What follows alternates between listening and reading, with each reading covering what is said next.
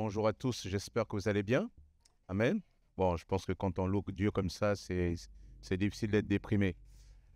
En tout cas, on est très heureux de se retrouver ce matin pour ce deuxième culte. Nous avons un invité, le pasteur Gilbert Ouedraogo. Il est pasteur principal de l'église du Havre, en Normandie et pas dans le Nord. Non, parce qu'il me reproche souvent, je confonds. Et il est en partance en mission avec son épouse Fabienne et leur fille de 15 ans pour Madagascar. Pour Madagascar, donc à partir normalement fin août, mi-août, comme ça, courant août en tout cas, il sera à Madagascar envoyé par notre Fédération d'Églises des Assemblées de Dieu via l'Action missionnaire. Mais il a voulu aussi être rattaché à Église en Action. Donc, on aura à la fois un missionnaire des Assemblées de Dieu, mais aussi un petit peu, on pourra se prévaloir d'avoir quand même aussi un missionnaire d'Église en Action à Madagascar. Voilà, ça c'est une bonne chose. Donc, vous comprendrez que parfois, il faudra que j'aille le visiter, que je prêche au milieu des plages et que... Oui, non, non, non, non, non. Donc, je prêcherai à la plage, tout ça, par visio. Ah, on verra que la tête, hein. Non, mais bref. Donc, en tout cas, on est très heureux de l'avoir avec nous et c'est lui qui va nous apporter la parole. Voilà, on l'accueille dans le nom du Seigneur. Sois le bienvenu.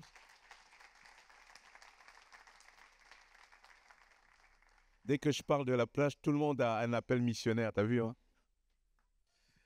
Bonjour. Attention aux plages de Madagascar, il n'y a que des requins.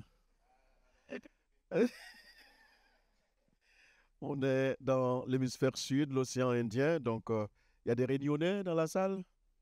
Ben oui, hein, de temps en temps, il faut faire attention. Voilà, heureux d'être avec vous en cette journée, c'est vraiment une grâce. Merci pour l'invitation qui m'a été faite et merci aussi pour ces liens fraternels.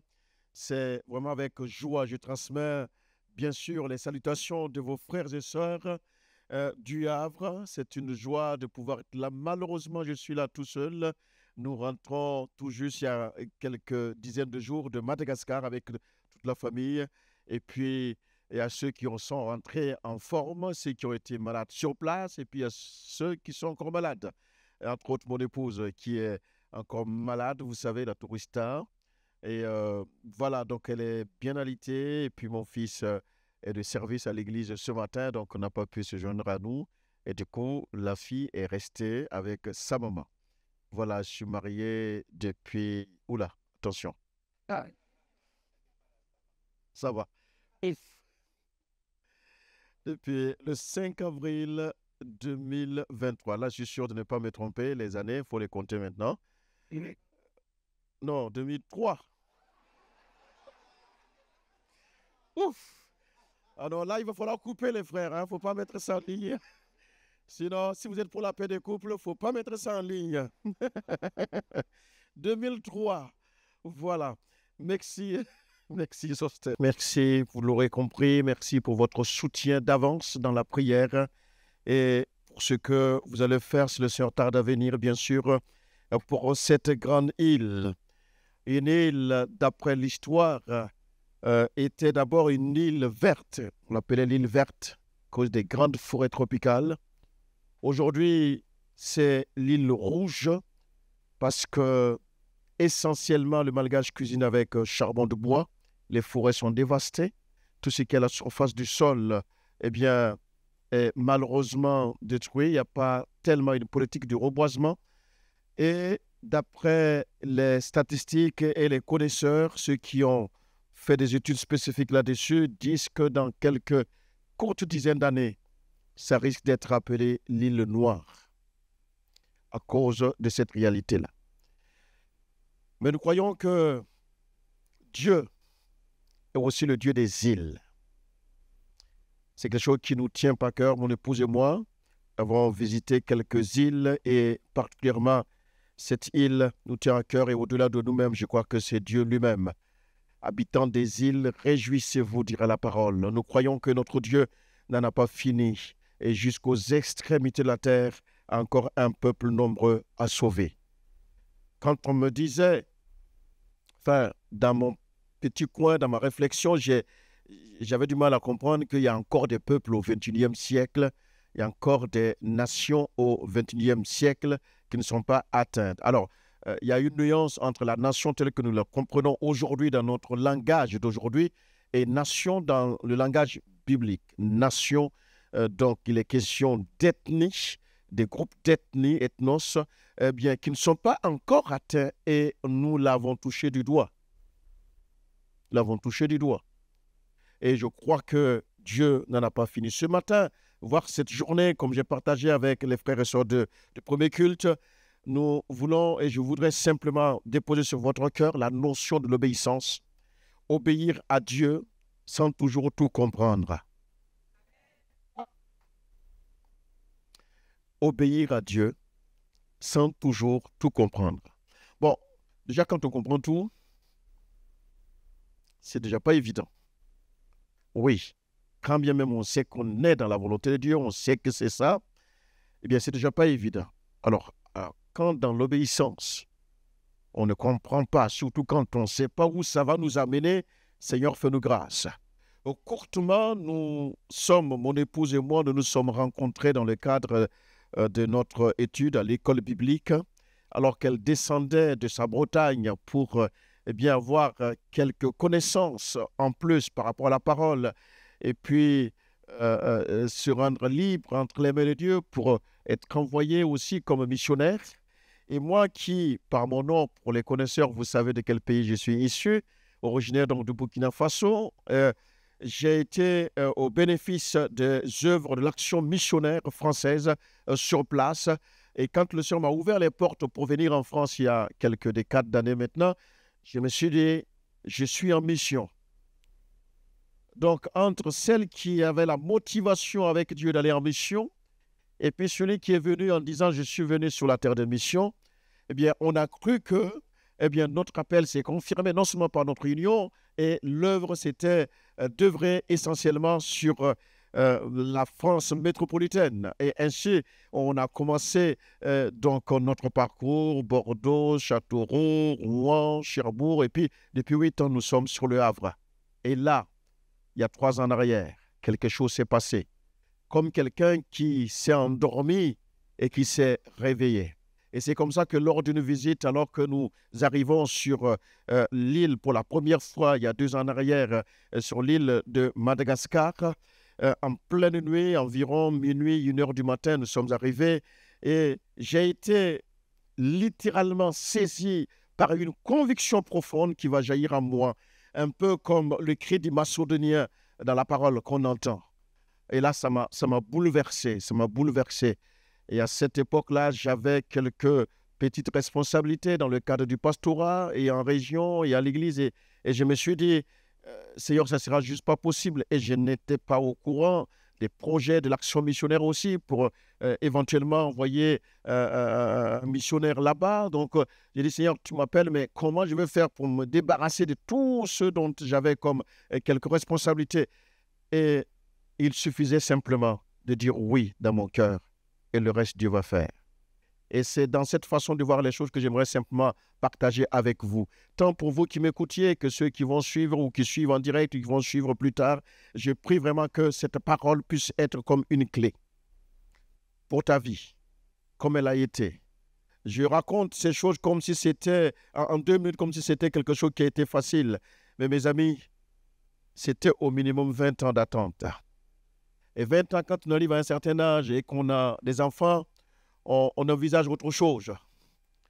Le roi David disait, c'est au temps de la jeunesse qu'il faut servir le Seigneur. Alors, je suis jeune, hein, ne vous inquiétez pas. Je suis bien jeune, mais il y a un temps pour tout. C'est le sage de Dieu qui le disait. Et je me dis, comment je vais faire, Seigneur? Et quand j'ai appris l'histoire de cette île, quand j'ai appris l'histoire d'un des tout premiers, des tout pionniers pour l'île de Madagascar, la personne de M. Burki, c'est à sa retraite administrative, alors qu'il était pasteur dans les Assemblées de Dieu ici en France, que l'appel va sonner sur son cœur. Je peux vous dire que vous arrivez au sein de la grande famille Assemblée de Dieu à Madagascar et que vous prononcez son nom. D'ailleurs, ils n'ont ménagé aucun effort de m'amener sur le site, là où il y a l'école biblique. Et au fond, dans la grande cour, c'est des hectares du terrain, ils sont allés me montrer, voilà la tombe de M. Burki. les pionniers qui ont travaillé. Donc, finalement, il n'y a pas d'âge. Il n'y a pas d'âge. Amen. Il n'y a pas d'âge pour obéir. On pense que l'obéissance concerne qu'à la jeunesse ou à l'adolescence. Mes amis, sans tordre le sens des Écritures, comme j'aime le dire, si la Bible parle de passion de la jeunesse, je pense qu'il y en a quelques-unes de la vieillesse aussi, même si ce n'est pas écrit noir sur blanc. Et dans cette même ordre d'idée, je crois que l'obéissance nous touche tous. Et ce matin, j'aimerais vous amener courtement sur quelques traits de vie concernant un des patriarches pour qu'ensemble nous puissions laisser la parole de Dieu déposer sur notre cœur la terre à labourer et que chacun puisse repartir. J'ai la certitude qu'une parole te sera donnée, déposée. Et ce qui est bien, ce n'est pas une parole méconnue, c'est une parole sûrement que tu connais, que tu as reçue et qui va être comme une attestation, une confirmation, une signature du ciel sur ta vie pour que tu repartes. Alors je parle librement parce que en dehors de vos serviteurs, je ne connais pas grand monde. D'ailleurs, que j'ai saisi l'occasion pour dire un grand merci à Nicolas et son épouse. Il y a quelques mois en arrière, il a fait un détour en Normandie et il a parlé à nos jeunes, la jeunesse normande. Et parmi ces jeunes, il y avait le mien qui a été bouleversé et il en parle toujours. Ah, Dieu soit béni parce que nous sommes des instruments, les uns et les autres, là où le Seigneur nous a placés. Alors, un autre scoop, c'est votre pasteur, Sostène. C'est vraiment, vraiment, vraiment, vraiment une grâce. C'est quasiment le seul qui a réussi à me faire venir à Paris. Et ça, il fallait une parole de révélation, une conviction, une abnégation, une intercession. Pourquoi vous dites Amen, Amen? Je le dis avec humour, mais ouais, je ne sais pas qu'est-ce qu'il y a. J'ai une grande frayeur quand il faut passer pour prendre l'avion ici. C'est toute une histoire pour moi. Mais je suis venu en plus en voiture. Vaut mieux rouler à Paris un dimanche matin qu'un autre moment. C'était plus facile en tout cas pour moi. Enfin bref, ça c'est terminé. Passons aux choses sérieuses. Genèse chapitre 26, versets 1 et 2. Genèse 26, 1 et 2. Il y eut une famine dans le pays outre la première famine qui eut lieu du temps d'Abraham. Et Isaac alla vers Abimelech, roi des Philistins, à Guérar. L'Éternel lui apparut et dit, « Ne descends pas en Égypte, demeure dans le pays que je te dirai. » Amen. L'obéissance. J'aime et j'affectionne particulièrement ce premier livre de la Bible, d'après notre chronologie, donc Genèse, et qui nous parle de plusieurs personnages, mais dans les premières lignes, il y a 3 personnages clés qui marquent et qui donnent comme une ligne de conduite qui va dicter le restant même de tous les testaments, que ce soit le Nouveau comme l'Ancien. Il s'agit, que je dénomme ici, Adam, premier être créé par Dieu, bien sûr, et Ève. Adam. Ensuite, un certain Noé. Adam parce que l'effet marquant, c'est sa désobéissance qui va plonger toute la race humaine et tout ce qui naîtrait plus tard. Nous sommes nés dans le péché, dira la parole. De par la désobéissance d'Adam et Ève. L'obéissance a un coût, la désobéissance aussi. Certes, ce n'est pas le même résultat. Quand on désobéit, on paye. Quand on obéit, on paye. Je sais qu'on dit souvent, enfin, c'est pas qu'on dit, la Bible nous enseigne, le salut est gratuit. C'est vrai, on ne vend pas le salut. Aucun ministère ne peut vendre le salut. La rédemption que nous avons obtenue auprès de Christ par sa mort et sa résurrection. Cependant, si le salut nous est parvenu sous sa forme de gratuité, ça coûtait cher quelque part. Ça coûtait cher au Père et ça coûtait cher au Fils. Et par la grâce, cela nous est parvenu sous sa forme gratuite. Et c'est vraiment une bénédiction de rencontrer le Seigneur. Si ce n'est pas le cas, mon frère, ma soeur, cher ami, ce matin, posez-vous la bonne question. Il n'y a pas 10 000 questions à se poser. C'est celle-ci. Où passerez-vous votre éternité? Et derrière cette phrase, il y a une information que je vous livre, c'est que vous êtes éternel. Mais où allez-vous la passer, cette éternité? Dans le premier chapitre, jusqu'au chapitre 5 du livre de Genèse, il est question donc d'Adam, de sa désobéissance et de la sentence divine qui va tomber. Ensuite, quand vous arrivez au chapitre 6 jusqu'au chapitre 12, il est question ici de Noé. Noé qui, à cause de la méchanceté des hommes qui se sont accrus, Dieu va décider de donner une autre porte de secours. Il y a même là les prémices de la grâce sous la forme que nous connaissons aujourd'hui. Pourquoi? Parce que le monde alors va être détruit par le déluge. Et malgré le temps que Dieu a pris pour la construction de l'arche avec Noé, personne, au contraire, on se moque de lui. Sûrement quelques-uns ont cru comprendre, ont cru croire qu'il avait quelques soucis au niveau de la tête, parce que construire un truc comme ça, pas en 2 ans, pas en 10 ans, pas en 20 ans, mais plus de 100 ans pour construire l'arche. Et puis, finalement, à la fin, personne ne croyait tellement pas à son œuvre de folie que nul n'est venu. Et ainsi, Noé se retrouve dans l'arche avec ses enfants, au total 8, et c'est les 8 qui vont être sauvés. Et au sortir de là, va apparaître, en suivant notre lecture dans le livre de Genèse, un certain Abraham. Abraham arrive là, sur la scène, qui pourrait donner l'impression que Dieu aurait échoué. Il a échoué avec Adam, il a échoué avec Noé. Et puis bon, on va voir avec Abraham qu'est-ce que ça va donner. Mais ce qui peut, à nos yeux, paraître comme un échec, finalement, n'est que l'expression d'une pédagogie et d'une patience extrême de notre Dieu à notre égard. En fait, Dieu est patient.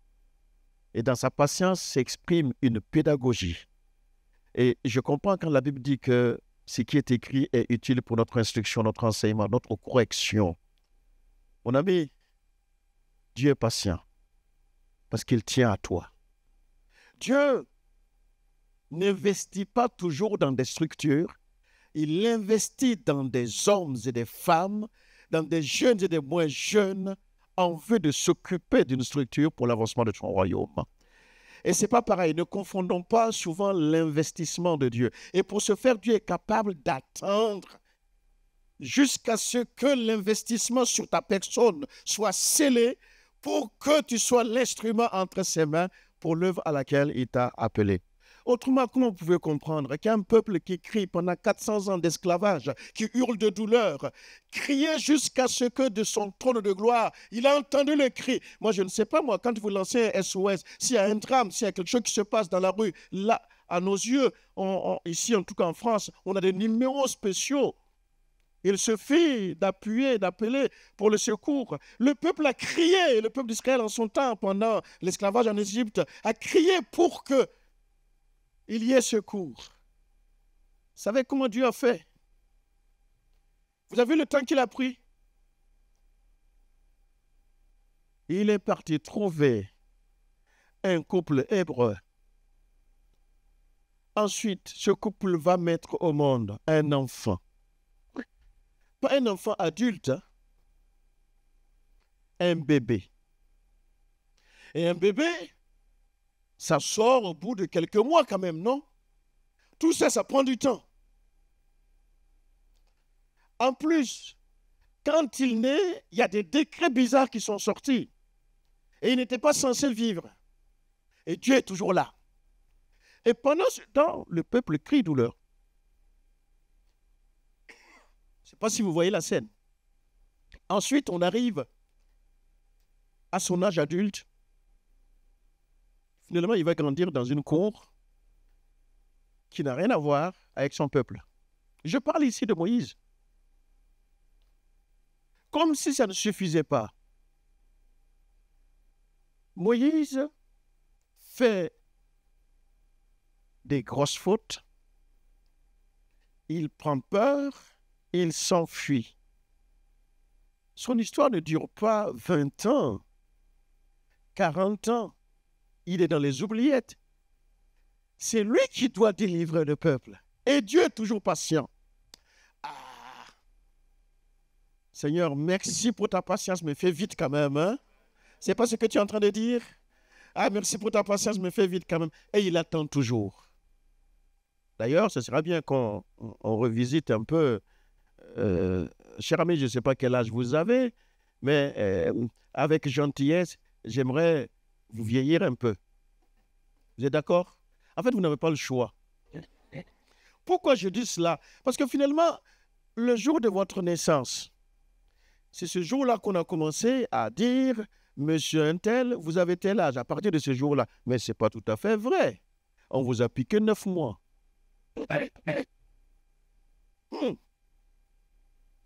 fait, on n'a pas toujours les mêmes calculs avec Dieu.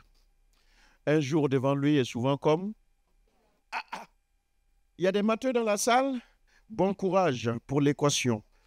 Ben oui, parfois, ce n'est pas évident. Dieu a pris le temps et le peuple va être délivré. Quel que soit le temps qui passe, quel que soit le chronos ou le kairos, notre Dieu, quand il dit, il s'y tient. Il ne s'est pas trompé à ton sujet. Alors, ne fais pas la confusion entre la réalité et la vérité. La réalité est que tu souffres. La réalité est que tu as du mal à obéir. Mais la vérité est que l'obéissance vaut mieux que les sacrifices. Ce n'est pas un slogan évangélique estampillé à Dédé. Non, c'est un vécu et ce qui fait la différence entre celui qui a tissé une relation avec Dieu et celui qui tâtonne. Voyez-vous, dans cet épisode, Abraham a une tracée de vie. Moi, cet homme me fascine. Nous, on a la Bible. On a le Saint-Esprit qui n'est pas juste à côté de nous, mais qui est en nous.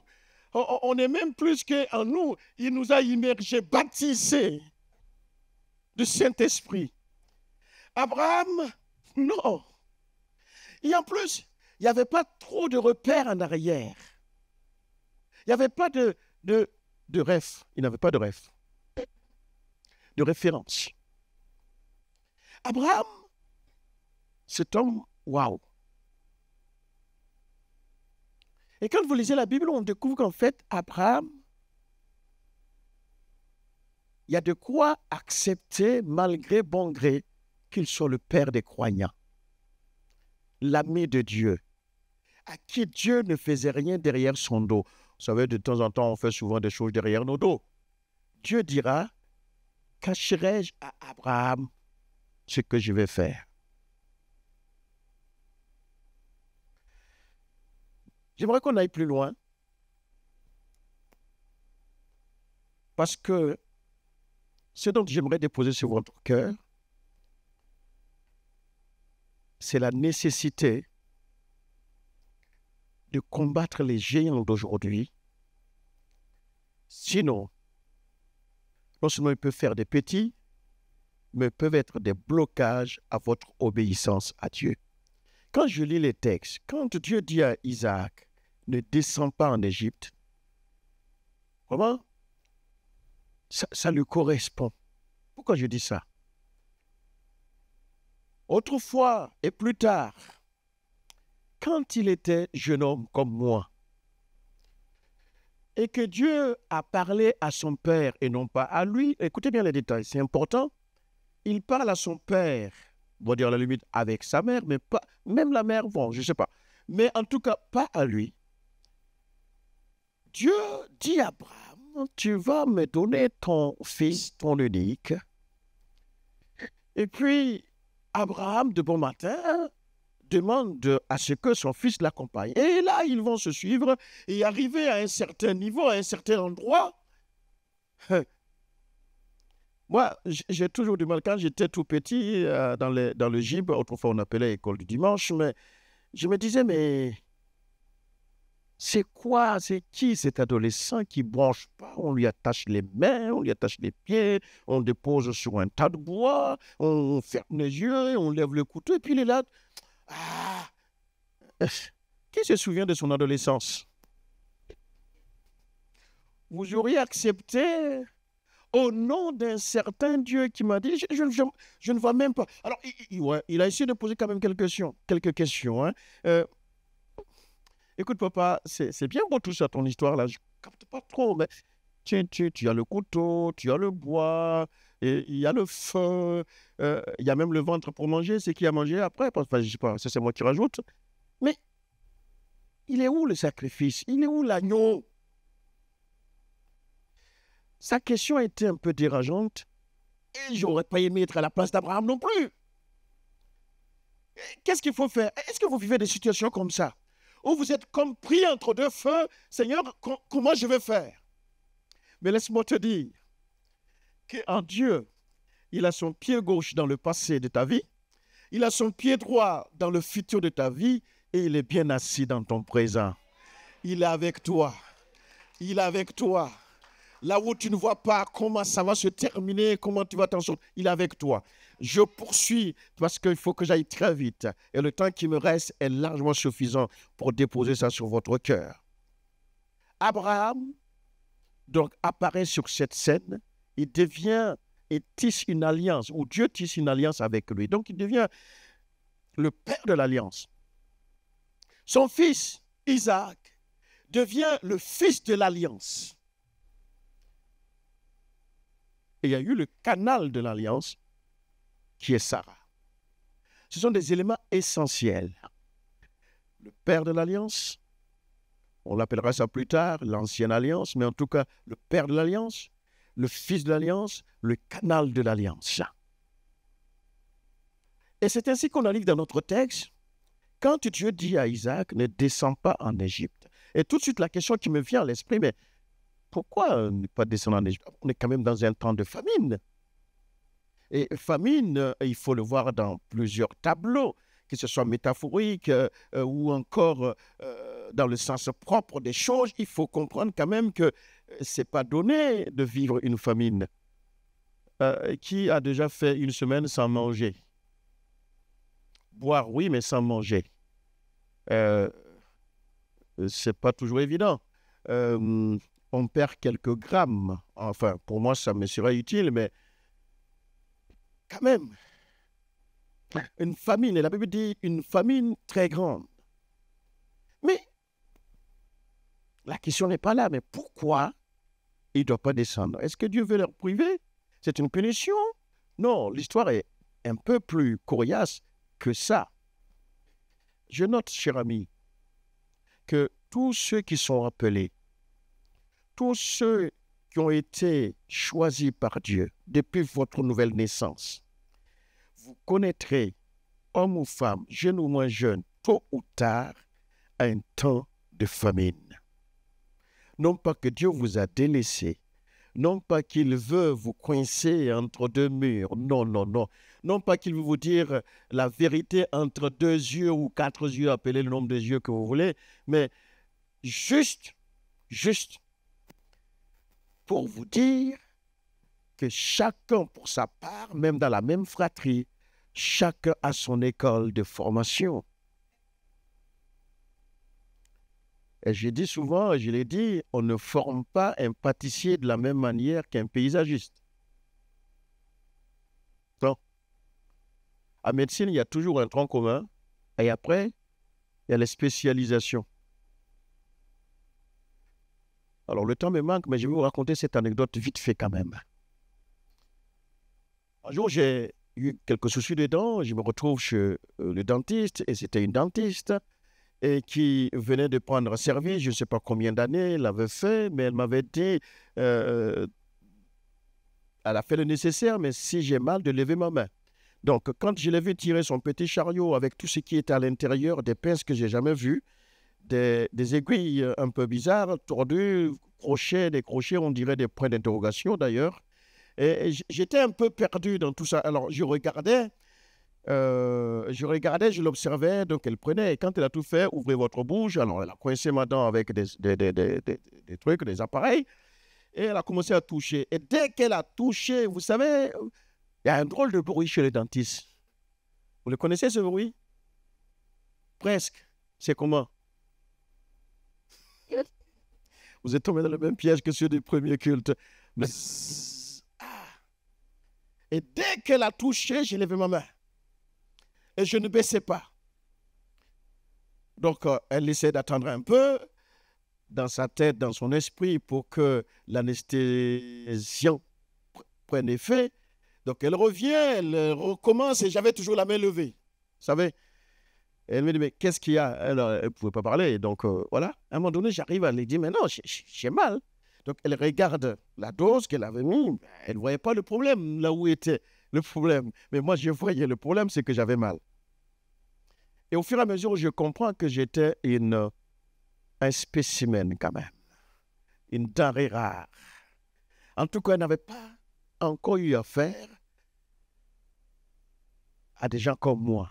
Parce que mes amis, il y a mâchoire et mâchoire. Il y a mâchoire et mâchoire. Il y a des frères et sœurs qui travaillent au niveau de la médecine ici. Non? Il n'y a pas d'infirmière dans la salle? Allez, dénoncez-vous. Ma sœur, vous n'exercez plus, vous avez exercé. Ce n'est pas toujours facile de trouver la veine d'un gars comme moi. Hein? Ça dépend. Plus c'est foncé, plus... Bon, on sait par la formation que c'est à cet endroit, mais ce n'est pas si visible que d'autres qui ne sont pas de la même couleur que moi. Ouais, voyez-vous. Et à un moment donné,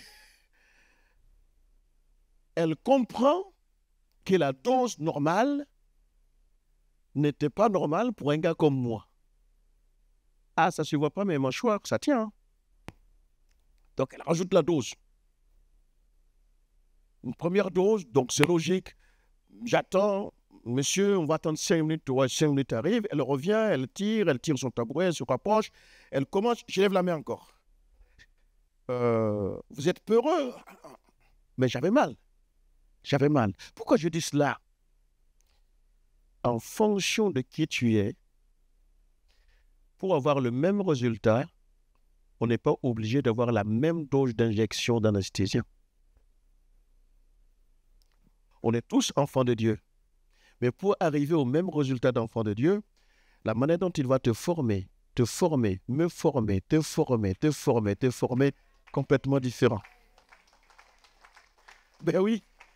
La preuve est que si chacun devrait passer devant là pour dire comment Dieu l'a attiré vers lui, autant nous sommes, autant de témoignages. Mais oui, ça c'est l'œuvre miraculeuse de la croix. Revenons à notre ami Abraham pour les 10 minutes qui me restent. Qu'est-ce qui se passe? Dieu dit à Isaac, tu ne descends pas. Il n'explique pas. Mais les textes, et c'est pour ça que la Bible est utile pour notre instruction, les textes parlent d'eux-mêmes. Parce que dans ce texte, je découvre dans Genèse chapitre 12 au verset 10, un autre texte que j'aimerais lire avec vous. On va lire jusqu'au verset 20. Genèse 12, 10. Là, il est question d'Abraham. Mes amis, Isaac n'était pas né. Il y eut une famine dans le pays et Abraham descendit en Égypte pour y séjourner, car la famine était grande dans le pays. Comme il était près d'entrer en Égypte, il dit à Saraï, sa femme, voici, je sais que tu es une femme belle de figure. Il y a des mariés dans la salle? Les hommes, levez la main. Non, il n'y a pas de piège. Amen. Cette phrase est à répéter aussi longtemps, aussi possible que vous pouvez. Ben oui, il dit, je sais que tu es une femme belle de figure. Quand les Égyptiens te verront, ils diront, c'est sa femme. Et ils me tueront et te laisseront la vie.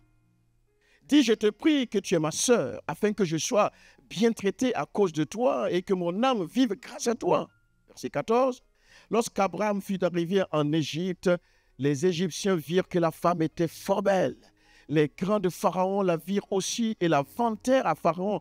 Et la femme fut amenée dans la maison de Pharaon.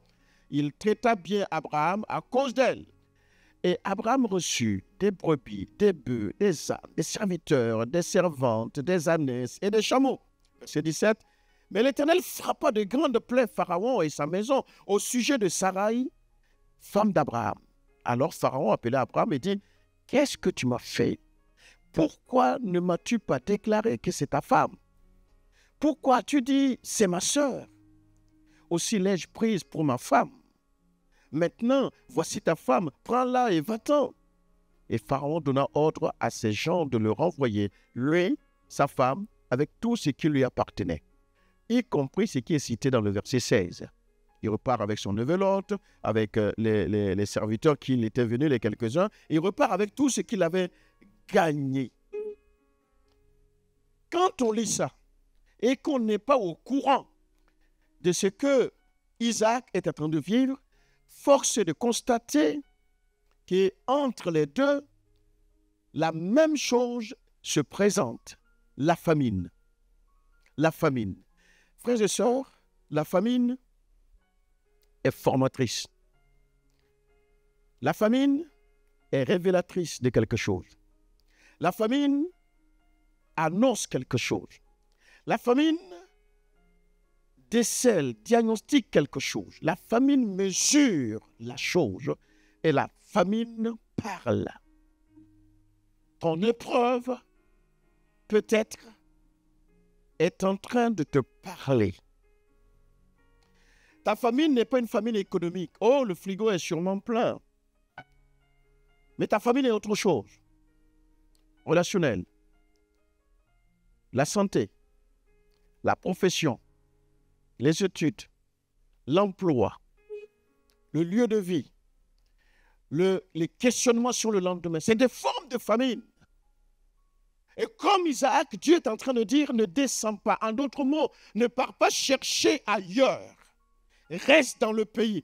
Encore, reste dans la situation. Mais Seigneur, si je reste là, je vais mourir, je vais cramer. Il te dit, reste. Oh, ne prenez pas cette parole comme une parole comme ça qu'on lapide. Bien sûr, c'est à méditer, à réfléchir dans la situation que tu endures, que tu traverses, que tu vis. Et reste là. Parce que Dieu avait une raison. La raison, c'est que Abraham, son père, l'avait vécu. Et lui, il est descendu. Et quand il est descendu, outre le mensonge flagrant, prendre sa femme pour sœur, bon, quand on étudie bien, il y a de nuances quand même, mais quand même, il n'a pas avoué de façon claire que c'était sa femme, mais plutôt sa sœur, pour pouvoir avoir une vie sauve. On n'est pas venu pour cela, donc on utilise tous les moyens pour pouvoir, repartir sain et sauf. Certes, Abraham repart quand même riche, parce qu'il aura des brebis, il aura, des ânes, des bœufs, des ânesses, des chameaux. Et au milieu de ces animaux, s'est glissé des serviteurs et des servantes. Et quand on lit l'épisode plus loin, on découvre que finalement, c'est après cet épisode-là qu'il va y avoir un souci entre les bergers d'Abraham et les bergers de Lot. Pourquoi? Parce qu'ils étaient devenus fort riches. Il y a de quoi quand même, non? Ils étaient devenus fort riches. Mais, vous voyez, Abraham est descendu en Égypte. Il y a eu un problème de mensonge en Égypte. Il remonte avec les biens d'Égypte. Il y a un problème relationnel avec son propre neveu.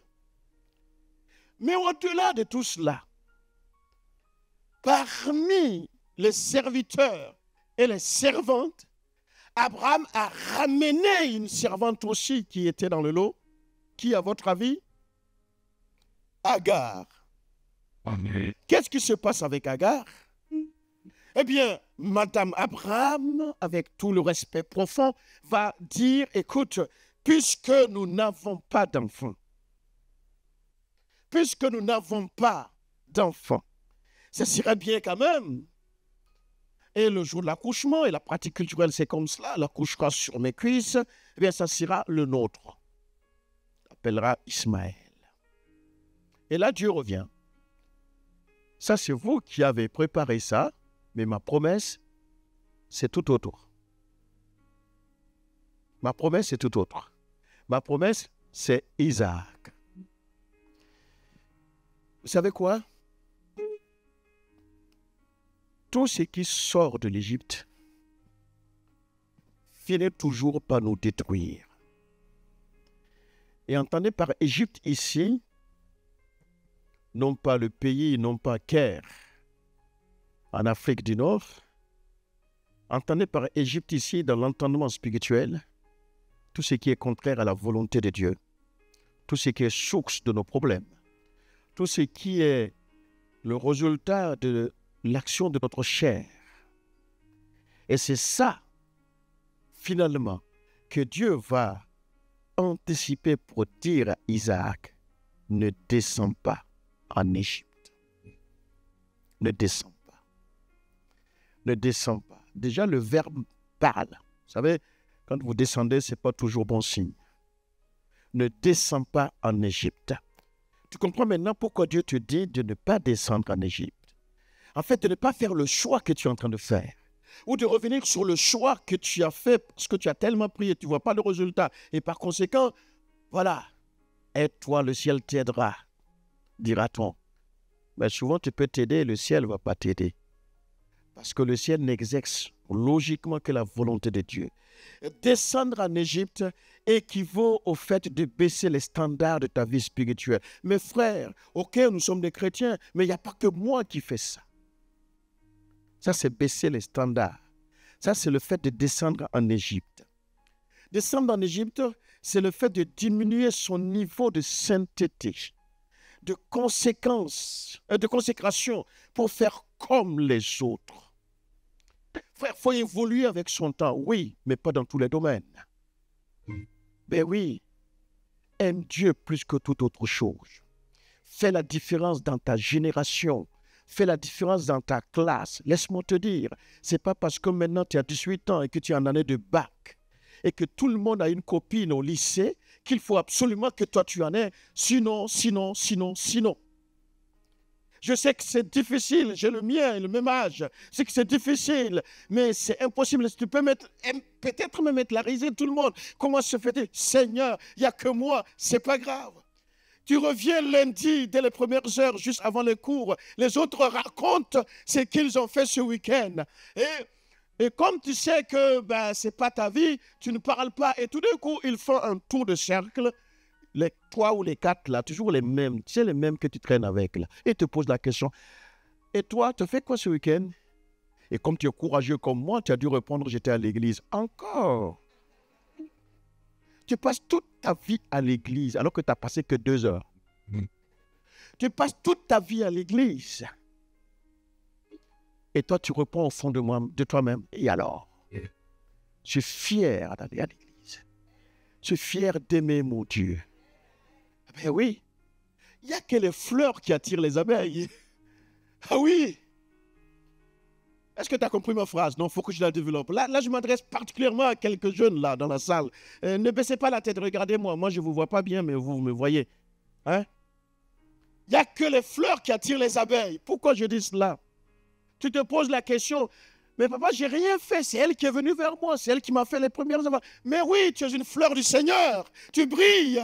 Mais oui, ça attire. Mais j'ai découvert qu'en Madagascar, il y a des plantes bizarres. Quand tu les touches, se referment. Mais tu peux opter la même position. Mais oui, il y a des plantes, il y a des fleurs, quand tu les touches, dès qu'il y a une présence, il y a des animaux comme ça. Touche la tortue, tu vas voir. Coucou. N'aie pas honte. Parce que Dieu a un temps fixé pour toi. Parce que tout est déjà préparé. Isaac ne descend pas. J'aime bien parce que Isaac ne va pas tergiverser. Il ne va pas philosopher sur la manière de dire de Dieu. Ne descend pas, ok, pas de souci. De la même manière qu'on l'avait étalé sur le fagot de bois pour le sacrifice, il n'a pas dit un seul bruit. Alléluia. C'est ce Dieu-là qui te parle ce matin. Laisse-le faire. Laisse-le aller jusqu'au bout. Obéis, même si tu ne comprends pas tout. Seigneur, mais moi, ce que je voudrais, c'est de faire une étude en informatique pour sortir comme ingénieur. Et le Seigneur te dit, va en médecine. Mais je n'ai rien fait. Ça ne colle pas. Lui seul va créer les passerelles pour te permettre à ce que tu passes de ton BTS à la médecine. Oh, j'ai fait de la littérature. Pour moi, c'était pour soit dans l'enseignement ou autre chose. Je n'ai rien compris du jour au lendemain. Et je me retrouve à travailler pour Mutuelle de Poitiers Assurance. À signer des contrats, multirisque habitation. Je me souviendrai toujours, et cette partie, je ne souhaite pas qu'on mette sur le site, une dame qui avait les pépettes et qui rentre dans ma boutique et qui veut un contrat pour son chat. Un contrat d'assurance pour son chat.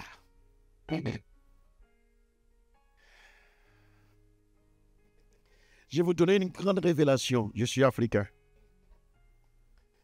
Ah, ils ont compris, je ne vais pas commenter. Non, c'est pas possible. Je savais que dans ma playlist, il y avait des familles rien que assurer leur propre vie. C'est pas possible. Et la dame arrive pour son chat. C'est toute logique, c'est tout à fait normal. Mais le souci, c'est que j'ai usé d'une stratégie commerciale qui n'a pas marché. Parce que je me suis dit, je ne vais pas dire non parce que ça fait un peu, rejeter la personne, ça ne se fait pas. J'ai multiplié le prix normal d'assurance, parce que ça existe, hein. Le prix normal d'assurance, je l'ai multiplié par 10. Donc pour moi, à écouter ce chiffre-là, il va dire, ce monsieur-là, il raconte n'importe quoi. La dame commence à sortir son chéquier. Et là, j'étais mal, parce que sur le coup, si j'acceptais, c'est moi le menteur, et c'est moi, c'était un peu compliqué. J'ai dit, non, écoutez, madame, oui, c'est vrai que dans ma petite carrière, je n'ai pas encore fait d'assurance pour chat. Je vous demande de revenir le lendemain. Je prends des renseignements avec ma responsable hiérarchique et puis, bon, je vous tiens au courant. Je prépare le dossier et là, ce sera la première fois. J'ai voulu être le plus sincèrement possible. Jusqu'à l'heure où je vous parle, je n'ai jamais revu la dame. Échappez belle. Autrement, vous pouvez assurer votre chat. Pourquoi je dis cela? Il y a des priorités. Et il ne faut pas vivre en se comparant de l'obéissance ou de la non-désobéissance de l'autre. Peut-être que Dieu veut faire de toi son paysagiste le plus formidable. Et toi, tu es en train de te comparer au pâtissier de Dieu le plus formidable du coin, qui a déjà 2 ou 3 étoiles. Il n'y a pas de comparaison parce que vous n'êtes pas dans la même école, même si vous êtes du même père. Obéis, obéis, obéis. Prions. À toi la gloire, Père, pour ta parole. Merci pour l'efficacité de ta parole. Derrière les Écritures, il y a une autorité.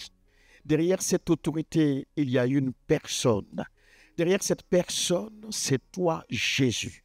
Tu es la parole faite chair. Tu t'es offert de façon volontaire, Seigneur, pour que mes frères, mes sœurs et moi-même, nous puissions tout à nouveau ce matin, à notre génération, te reconnaître comme maître et Seigneur. Tu es même le maître incontesté, non pas comme un tyran, mais comme celui qui parle à nos cœurs et que par soumission et par obéissance, nous te suivons. Je te bénis pour cet accueil, je te bénis pour ces oreilles attentives. Je sais que la part humaine est faite et ce qui est céleste et divin va s'accomplir dans la vie de mes frères et de mes sœurs. Tu connais les luttes et les combats. Seigneur, nous sommes faits de la même pâte, mais nous avons le boulanger par excellence. La Bible déclare qu'il est le pain de vie. Il est le Seigneur des seigneurs, nous l'avons chanté, le roi des rois. Sois roi dans la situation de mon frère, sois le Seigneur dans les différentes situations que vit mon frère et ma sœur. Peu importe la famine, qu'elle soit d'ordre de santé, qu'elle soit de problèmes de profession, même de compréhension de ta parole, je prie au nom de Jésus qu'il y ait comme un déclic et que simplement il y ait des Isaac qui ont simplement entendu la parole et qui obéissent parce que toi tu es Dieu, tu n'es pas un homme pour mentir. Reçois notre prière et merci pour ta bonne présence. Merci pour cette bonne semence, parce que nous savons que ce qui est semé de ta part poussera, germera et portera des fruits. Au nom précieux de Jésus. Amen.